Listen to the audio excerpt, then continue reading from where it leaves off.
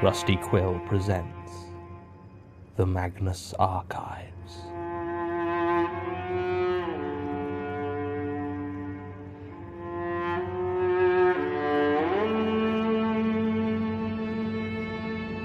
Episode 1, Anglerfish.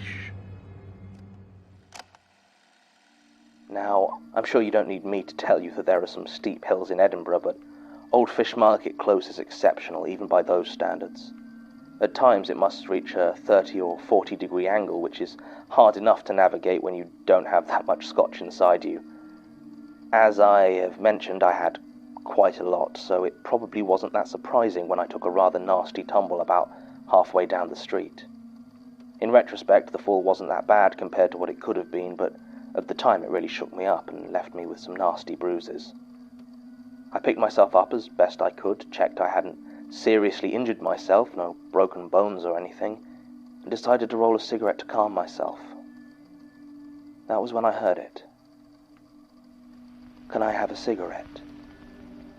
I was startled out of my thoughts by the words, as I thought I had been alone. Quickly trying to compose myself and looking around, I noticed a small alleyway on the opposite side of the street. Stood there, a couple of stairs from the street, was a figure.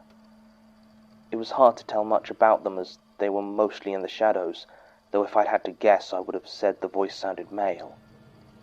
They seemed to sway ever so slightly as I watched, and I assumed that they, like me, were probably a little bit drunk.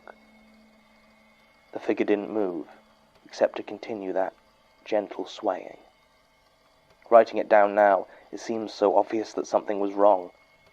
If I hadn't been so drunk, maybe I'd have noticed quicker, but even when the stranger asked the question again, "Can I have a cigarette?" utterly without intonation, still I didn't understand why I was so uneasy. I stared at the stranger, and as my eyes began to adjust, I could make out more details. I could see that their face appeared blank, expressionless, and their skin seemed damp and slightly sunken, like they had a bad fever. The swaying was more pronounced now, seeming to move from the waist side to side, back and forth. By this point I had finished rolling a second cigarette and gingerly held it out towards them, but I didn't get any closer. I decided that if this weirdo wanted a cigarette, they were going to need to come out of the creepy alleyway. They didn't come closer, didn't make any movement at all, except for that damn swaying.